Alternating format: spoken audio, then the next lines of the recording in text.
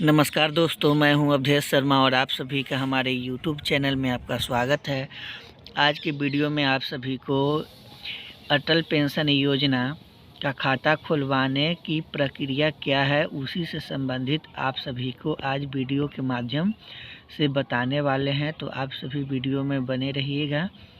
Video को skip करके बिल्कुल नहीं देखिएगा, वीडियो को अच्छे से देखिएगा और समझिएगा।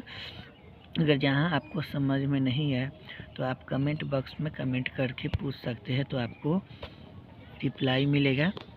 तो यहाँ देखिए, सबसे फर्स्ट में है, यहाँ देखिए कि APY खाता खोलने की प्रक्रिया। तो यहाँ 1 में है, APY में शामिल होने के लिए बचत बैंक खाता या डाकघर बचत बैंक खाता अनिवार्य है। अगर APY में अगर आप शामिल होना चाहते हैं तो वो बचत खाता कोई भी बैंक में या आपको डाकघर में बचत खाता रहना अनिवार्य है। उस बैंक शाखा या डाकघर से संपर्क करें जहां व्यक्तियों के बचत बैंक खाते रखे जाते हैं। देखिए यहाँ क्या है कि उस बैंक शाखा डाकघर से संपर्क करें जहां व्यक्तियों के बैंक खाते रखे जाते हैं। जो बैंक में बचत खाता खोला जाता है उससे संपर्क करना चाहिए। अभिदाता का खाता न होने पर एक बचत बैंक खाता खोला जाए। अगर जो अभिदाता है जो APY में शामिल होना चाहते हैं, उनका बचत खाता नहीं है, तो वो बैंक से संपर्क करें। सेकेंड में है, बैंक खाता नंबर या डाकघर बचत बैंक खाता नंबर दे और बैंक स्टाफ की सहायता से APY पंजीकरण फॉर्म भरे।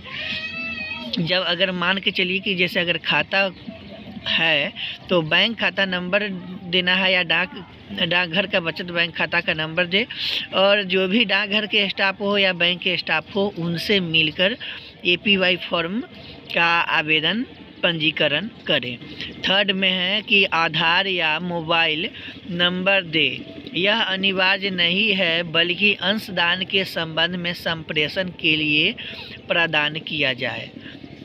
इसमें मोबाइल नंबर बोला जा रहा है कि मोबाइल नंबर या आधार नंबर दे। यह अनिवार्य नहीं है कि बल्कि अंशदान के संबंध में संप्रेषण के लिए प्रदान किया जाए।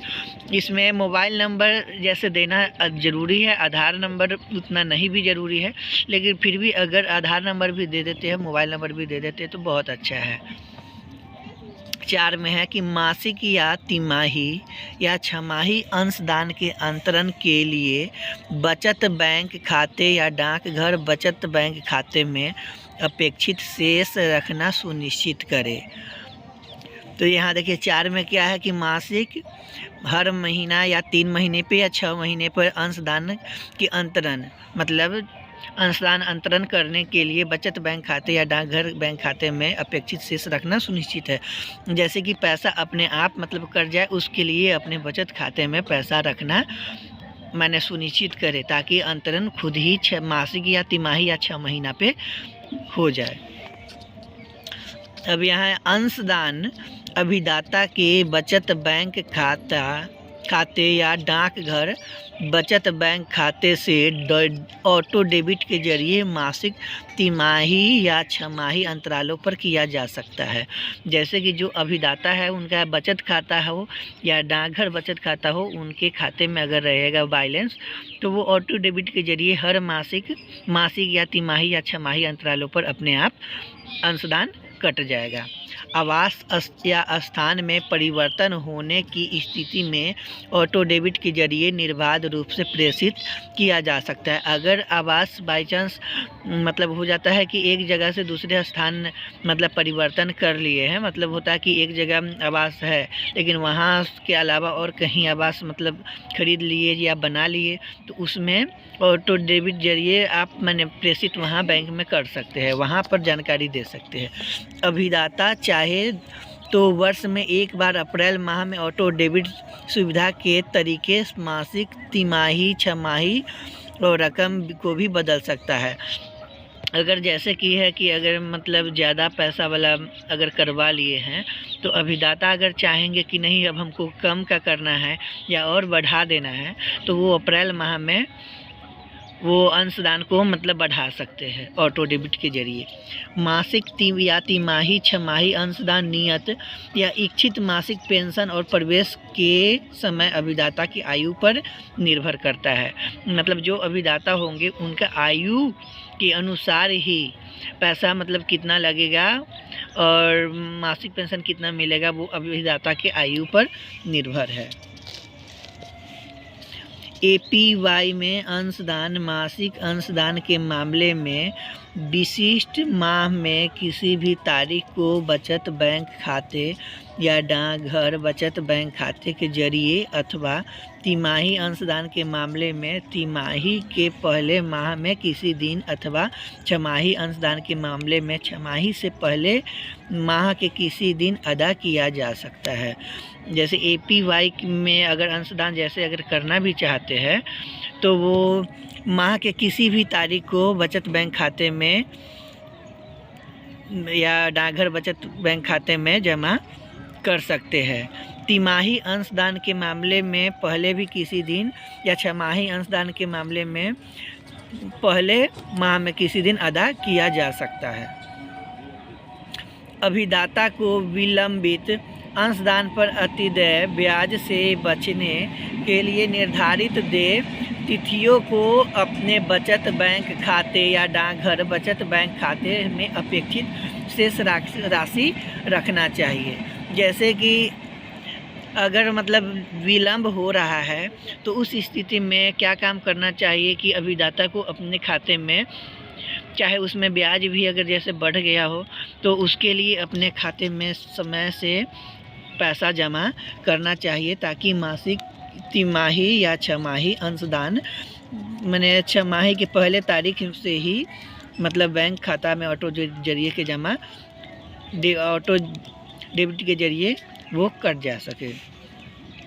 अब यहाँ तथापि अभिदाता के बचत बैंक खाते या डाकघर बचत बैंक खाते में माह की अंतिम तारीख या तिमाही के पहले माह की अंतिम तारीख या छमाही के पहले महीने के अंतिम दिन तक अपर्याप्त शेष हो। जैसे ही अगर बाई चांस अगर आपका क्या है कि APY वाला में नहीं कटा हो, लेकिन इसमें ये चीज़ ध्यान देना चाहिए कि मासिक या तिमाही या छमाही के अंतिम जैसे डेट हो उस समय मतलब खाता में पर्याप्त राशि रहना चाहिए।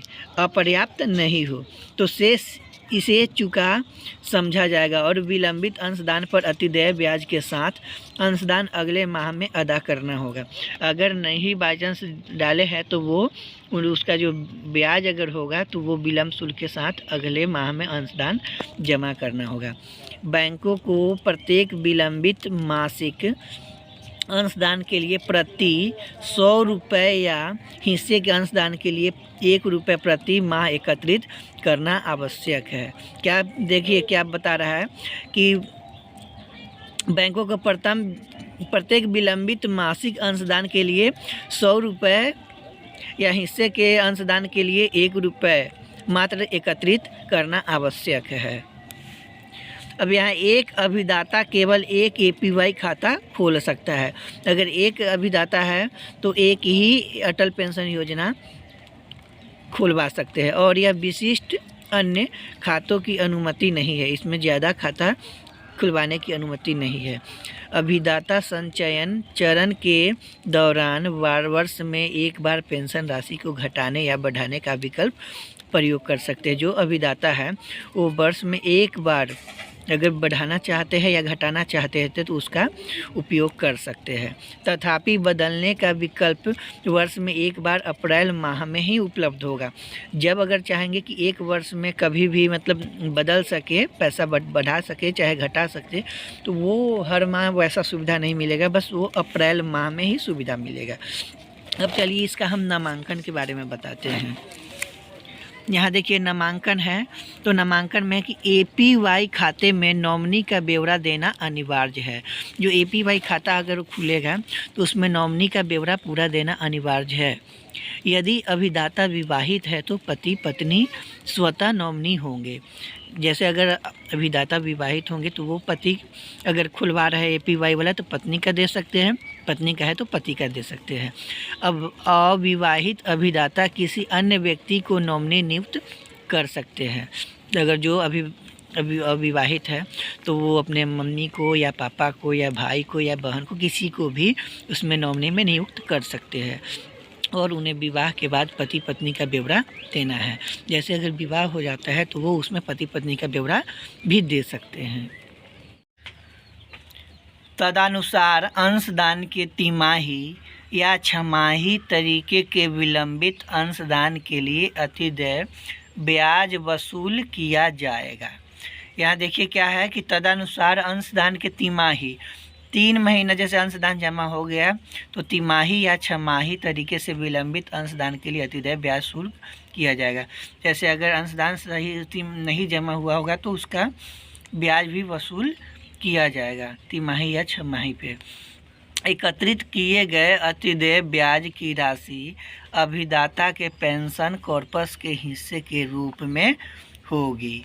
जो ब्याज मतलब एकत्रित उसमें किया जाएगा वो अभिदाता होगा, उसका पेंशन में वो कॉर्पस मनी के रूप में काम करेगा।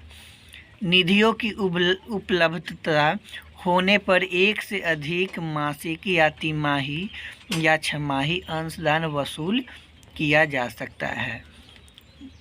यहाँ देखिए निधियों की उपलब्धता, जो निधि है उसके उपलब्धता एक से अधिक मासिक, तिमाही या छमाही अंशदान वसूल किया जा सकता है।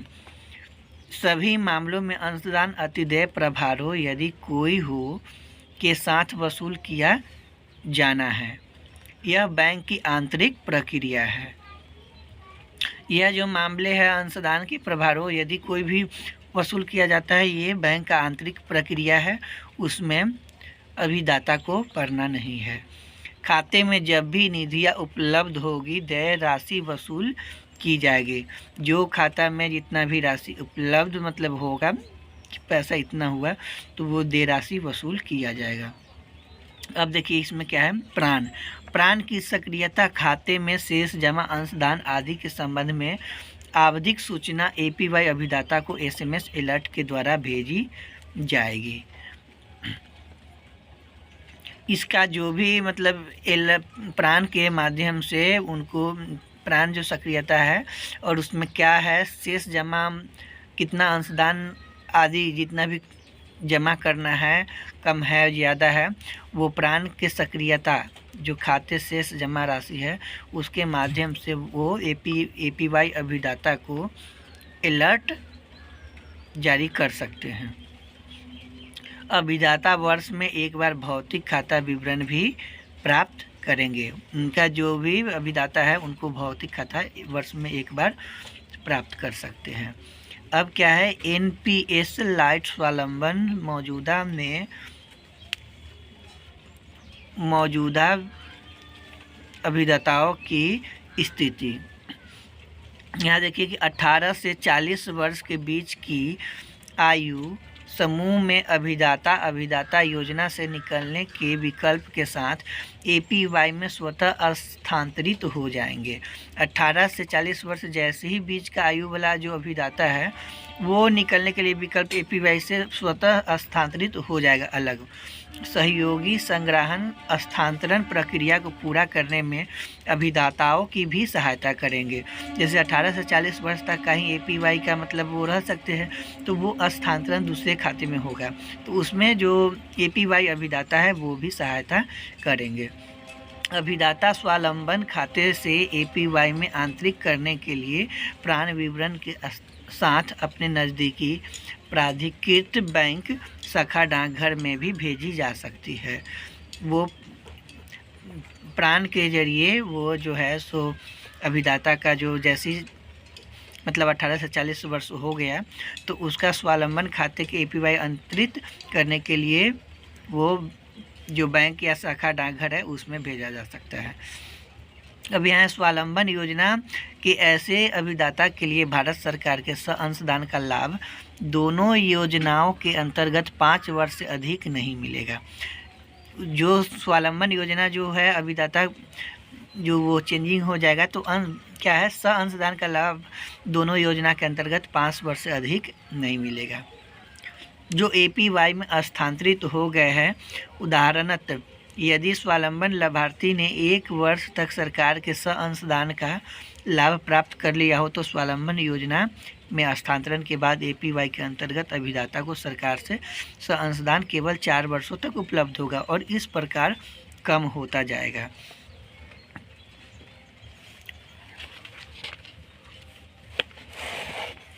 चलिए तो ये जो है सो क्वेश्चन समाप्त, वो APY से संबंधित हो गया है। इसमें देखिए क्वेश्चन भी बहुत सारे हैं, तो हम आप लोगों को क्वेश्चन भी बता देते हैं।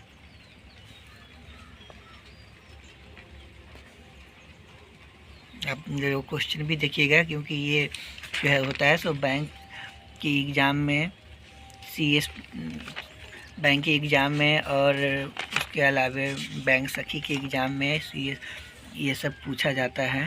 तो चलिए इसी पर हम वीडियो को क्लोज करते हैं, क्योंकि वीडियो बहुत बड़ा बन जा रहा था, इसलिए हम सोचे कि चलिए अब क्लोज कर देते हैं। तो आपको एक बार शुरू से बता देते हैं अंत तक। हमारा वीडियो कैसा लगा है बताइएगा। अगर हमारा वीडियो अच्छा लगा होगा तो लाइक कीजिएगा, कमेंट कीजिएगा, चैनल को सब्सक्राइब कर लीजिएगा और बेल आइकन को प्रेस करना नहीं भूलिएगा। अगर इसमें आपको कहीं भी समझने में किसी भी प्रकार का अगर दिक्कत हुआ होगा तो आप सभी कमेंट करके पूछ सकते हैं। इसमें अभी बहुत कुछ समझाना बाकी है। NPS स्वावलंबन वाला है, सो देखिए इसमें बहुत कुछ समझाना बाकी है, तो वो हम एकदम तोड़ कर अच्छे से हम समझाएंगे एकदम शॉर्ट वीडियो में। तो चलिए हम आप सभी का हमारे वीडियो में बने रहने के लिए बहुत बहुत धन्यवाद। बाय बाय सभी को एक साथ।